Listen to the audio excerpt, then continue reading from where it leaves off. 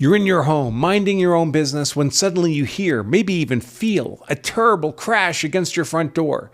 Another crash and you can hear wood splintering. You take up your gun, you fire a shot at the invader forcibly entering your home with fatal effect, and then it turns out the person you shot and killed was just a prankster doing the door kick challenge. Has your justified shot in defense of your castle suddenly become murder? That's what we'll talk about in today's episode of the Law of Self-Defense Show. I, of course, am attorney Andrew Branca for lawofselfdefense.com. And for those of you who stayed to the end, I surely hope that's all of you. I'll share with you how you can gain an expert-level understanding of use of force law and how to make yourself hard to convict if you're ever compelled to use force in defense of yourself, your family, or your property, and do it all in a single day. So stay with us. If you haven't heard, there's a new social media challenge making the internet circuit, and it's probably going to get some participants killed and well-intentioned victims imprisoned. This is the door kick challenge, in which a prankster, generally a young person, stealthily approaches a home's front door and then kicks the door hard enough to suggest a violent home invasion. The prankster doesn't actually intend a home invasion, of course. Their purpose is to alarm and frighten the homeowner, for laughs. Here's about 20 seconds of people participating in this door kick challenge on people's front doors. Now, there's no sound here. TikTok often puts music over and we get a copyright strike. Trust me, these are loud bangs on these people's front doors.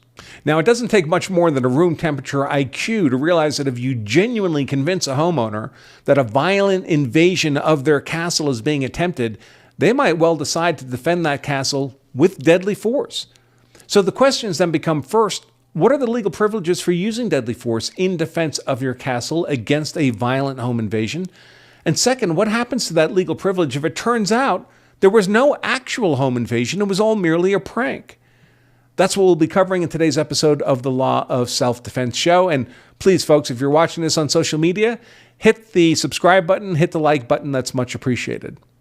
When it comes to defense of one's home, essentially every state has some provision to expand the legal right to use deadly force against a home invader. That said, in contrast to the law of defense of persons, which is about 80% the same across the 50 states, there's quite a bit of variance in defense of dwelling law, depending on what particular state you live in.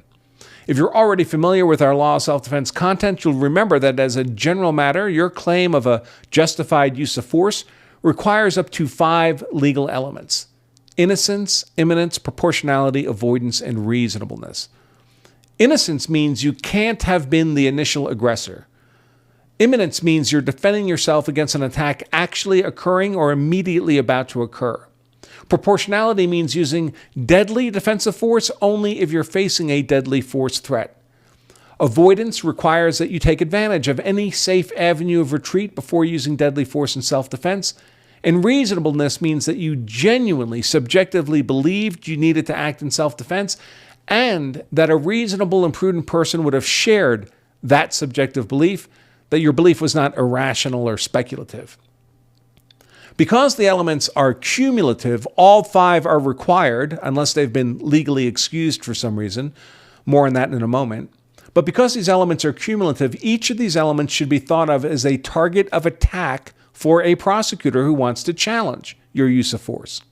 The prosecutor doesn't have to disprove your justification in its entirety. He only needs to disprove any one of those 5 required elements of self-defense. If he does that, your entire claim of self-defense collapses and you have no justification for your use of force, so off to prison you go. By the way, if any of this is new to you, these 5 elements, and you'd like to learn even more about how to make yourself and your family hard to kill and yourself hard to convict, then I encourage you to pick up a free copy of our best-selling book, The Law of Self-Defense Principles. It translates the legalese of self-defense into plain English. It's 5-star rated on Amazon, but don't buy it there. They'll charge you $25 for the book, plus shipping and handling. We only ask you to cover the cost of shipping the book to you. The book itself is free from us. Grab your copy now at lawofselfdefense.com/free book.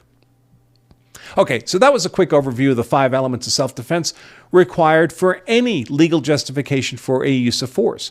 How do things change if that defensive use of force happens in the context of you defending your home? Every state has at least some version of the castle doctrine in the context of defensive dwelling, but the castle doctrine is much more limited than most people think. Many mistakenly believe that it is the castle doctrine that gives them wide-ranging privilege to use deadly force in defense of their home, but that's not really accurate. Properly understood in legal contextual history, the castle doctrine does only one thing. It says that if you would have had a legal duty to retreat before defending yourself from attack, say while in a public place, out on a public street, you are relieved of that legal duty to retreat if you are defending yourself from attack in your home. That's great stuff. It literally takes off the table the element of avoidance in the context of defensive dwelling. So it's reduced by 20% the targets of attack available to a prosecutor. That's awesome. As a practical matter, of course, for most of you, avoidance has already been taken off the table because most of you live in a stand-your-ground state, in which you wouldn't have a legal duty to retreat even before defending yourself anywhere you have a right to be, a public street, at home, wherever.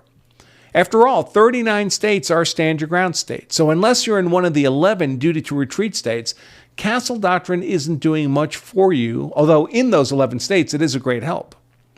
Many states go beyond the castle doctrine, however, and create additional doctrines that toughen your rights to use defensive force, even deadly defensive force, in defense of your home.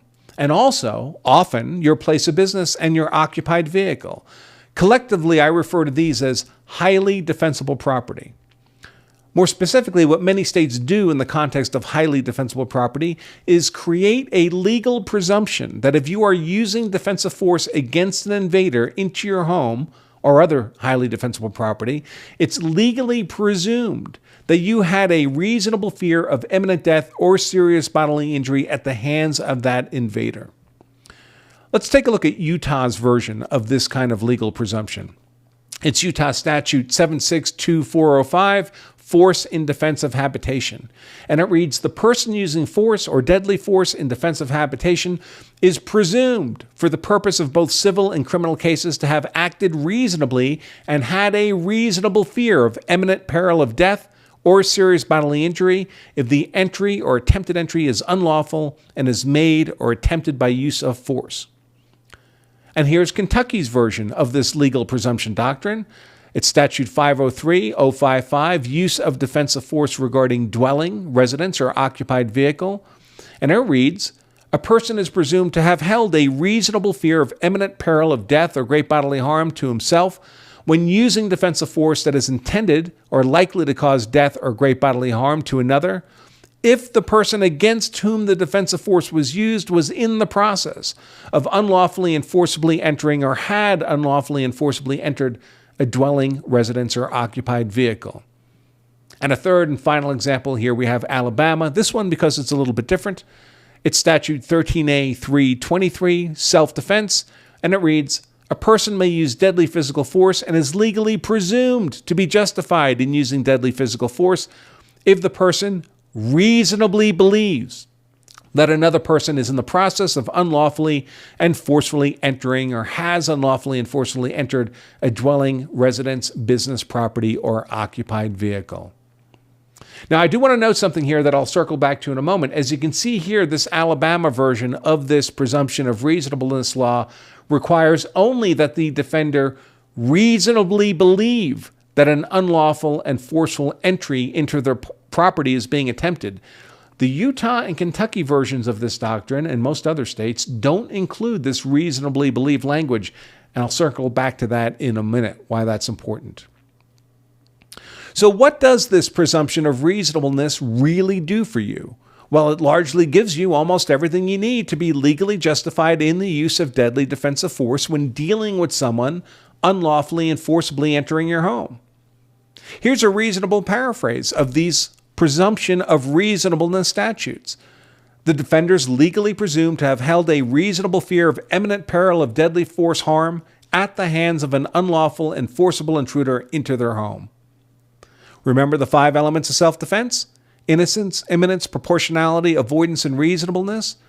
Well, avoidance is already taken off the table in the context of home defense based on the castle doctrine. We've already discussed that. The legal presumption then presumes the elements of imminence, of proportionality. You're presumed to be facing a deadly force threat, and reasonableness when dealing with an unlawful and forcible intruder into your home. The only element of self-defense left for the prosecution to attack is the element of innocence, that you were not the initial aggressor. But innocence is pretty much baked into the cake if you're in your home and facing an unlawful and forcible intruder. Now, let's circle back to a tricky facet of our initial question, which is what the law allows you to do in defense against a door kick challenge prankster. In other words, against someone who may present as a home invader, but who is not actually a home invader. Under the Alabama version of the legal presumption, it doesn't matter whether the prankster is actually a home invader, because all Alabama requires is that you have a reasonable belief that the door kicker is a home invader. That belief needs to be merely reasonable. It doesn't need to be correct in order for you to receive the benefit of Alabama's legal presumption in defense of home statute. Under the Utah and Kentucky versions of the legal presumption, however, there is no provision for reasonable belief. The legal presumption applies, according to the plain language of those statutes, only when defending against someone actually in the process of unlawfully and forcibly entering, not a mere prankster. This suggests that in Utah and Kentucky and other states with similar statutes, you'd receive the benefit of this legal presumption when defending your home against an actual home invader, but not when defending yourself against someone merely pretending to be a home invader. So you would not get the benefit of this defensive castle legal presumption when defending against a door kick challenge prankster. So if you live in a state with that version of the legal presumption statute, you might encourage your legislature to go back and add in the same kind of reasonable belief language that Alabama's already included. Now, if you'd like to gain genuine expertise in the law of self-defense so you can make more confident, better informed, more legal, and more decisive decisions in defense of yourself, your family, and your property, so that you're both hard to kill and hard to convict, you can now gain that expertise in a single day. In just a few days, we'll be holding one of our twice-a-year Law of Self-Defense advanced classes. This is a full-day class taught live by me, live streamed to you at the convenience of your laptop, tablet, or even smartphone, and it makes you a genuine expert in the law of self-defense in just a single day. And for a short while longer, you can grab your ticket to this Law of Self-Defense advanced class at up to 50% off the normal price at lawofselfdefense.com/advanced. Don't delay. It will be at least 6 months until the next class if you miss this one, so grab your ticket today at lawofselfdefense.com/advanced. And I'll close out by reminding you all again that if you carry a gun for self-defense so you're hard to kill, that's why I carry a gun, so I'm hard to kill, so my family is hard to kill, then you also owe it to yourself to know the law so you're hard to convict as well. Until next time, I remain Attorney Andrew Branca for lawofselfdefense.com.